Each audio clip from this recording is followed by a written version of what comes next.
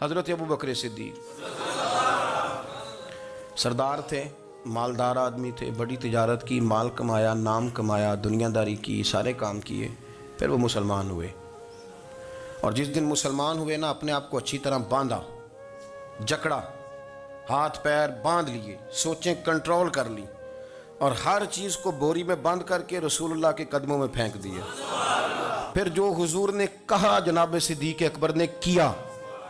پھر حضور جو فرماتے تھے نا کسی اور سے بھی، تو صدیق اکبر سمجھ جاتے تھے کہ میرے نبی پاک کی رضا کیا ہے۔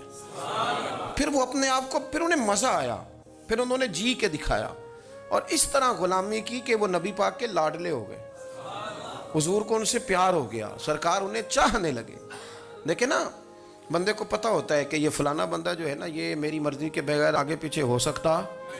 تو حضرت ابو بکر صدیق، پھر حضور نے جناب صدیق اکبر سے پیار کیا۔ حدیث کے راوی ہیں مولا علی، شیر خدا کرم اللہ تعالی وجہہ الکریم۔ کسی نے پوچھا تھا علی آپ بتائیے نبی پاک علیہ السلام کو سب سے زیادہ پیار کس کے ساتھ تھا؟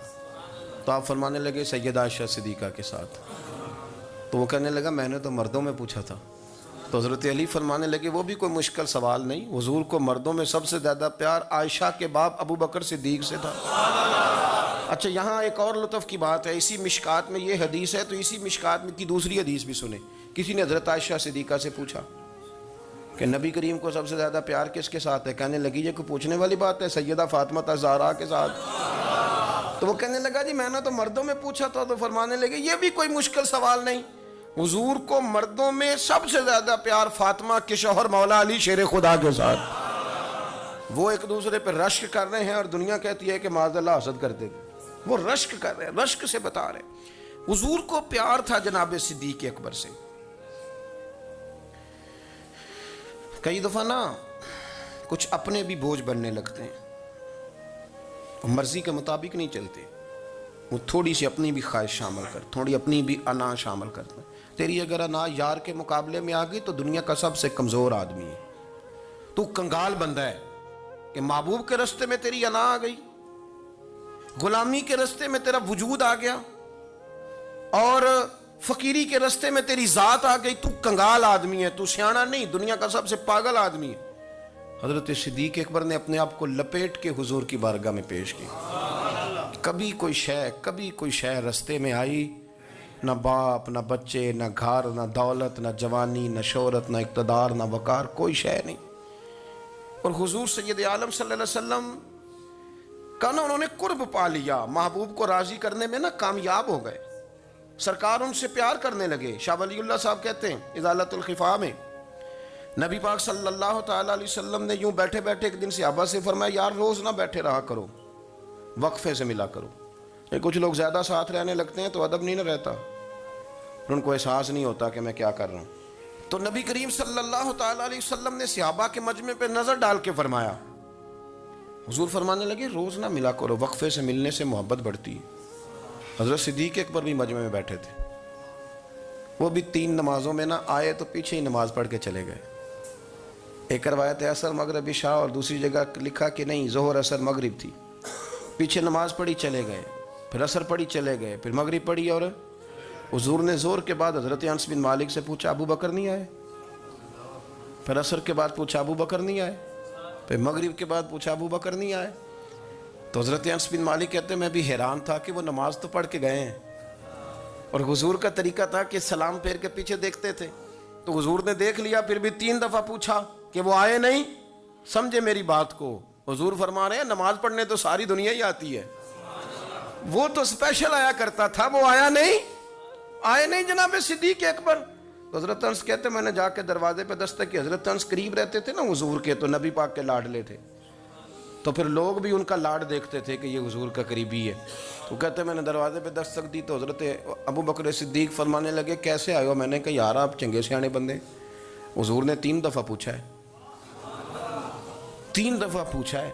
تو حضرت سیدنا ابو بکر صدیق دوڑے آئے، حضور حکم ہو؟ نبی کریم نے فرمایا یار سارا دن تو نظر ہی نہیں آیا، تو کدھر تھا تو؟ سارا دن ملا ہی نہیں۔ اللہ کرے آپ کے اس جملے کے حسن کی سمجھ آئے۔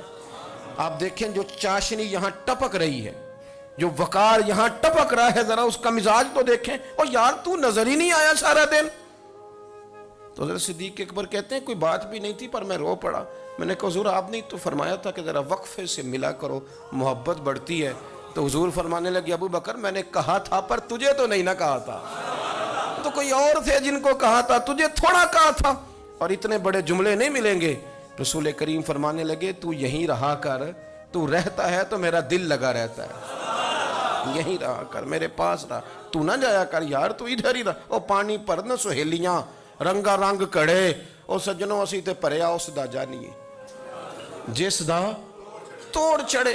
آپ ذرا اس لطف کو آپ دیکھیں, اس ذائقے کو. میرا دل کرتا ہے کہ میں یہ حدیث نہ لوگوں کی روحوں تک اتار دوں.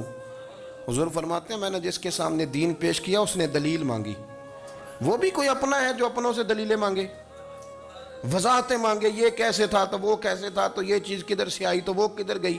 آپ اپنوں سے دلیلیں مانگ رہے ہیں, آپ اپنوں سے اپنوں کو کٹہروں میں کھڑا کیا.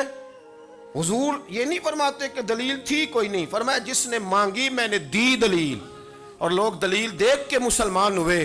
حضور فرماتے ہیں لوگوں سنو یہ میرا ابو بکر ہے, میں نے اسے کہا کلمہ پڑھ لے, اس نے دلیل ہی کوئی نہیں مانگی, فوراً ہی کلمہ پڑھ کے مسلمان. یہ احساس ہے.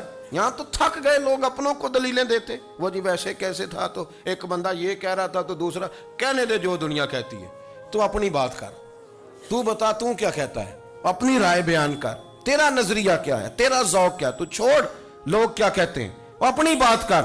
اگر ابو بکر صدیق لوگوں کے کہنوں پہ چلتے تو مکہ تو سارا کچھ اور کہہ رہا تھا. اس وقت تو کچھ تھا ہی نہیں جو کہتا کہ نہیں تو ٹھیک چل رہا ہے, دنیا ساری کچھ اور کہہ رہی تھی. لیکن صدیق اکبر کہہ رہے تھے نہیں نہیں, سچ وہ ہے جو مدینے والے رسول فرماتے ہیں, سچ وہ ہے جو میرے آقا نے فرمایا ہے.